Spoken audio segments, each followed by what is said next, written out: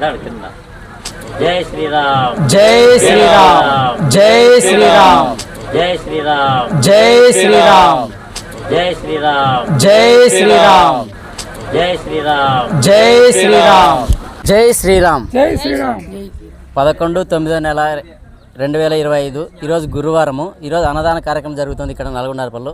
So పనులు ఎలా జరుగుతున్నాయి అంటారు? పొద్దున్న నుంచి మన వర్షం పడడం వల్ల కొంచెం లేట్ అయింది. వంటలు కానీ పూజా కార్యక్రమం కానీ ఇప్పుడే ఎనిగి పక్క పూజా కార్యక్రమంకు రెడీ చేశాను మన వాళ్ళు. సో ఇక్కడంతా పూజ అయిపోయిన తర్వాత అన్నదానం కూడా జరుగుతుంది. వర్షం పడడం వల్ల కొంచెం వంటలు కూడా చూసుకొని చేస్తున్నారు. మామూలుగా అయితే 1100 మందికి చేయాలనుకున్నారు, చూసుకొని చేస్తున్నారు. ఇప్పటికైతే ఒక 1000 మందికి పెట్టినారు.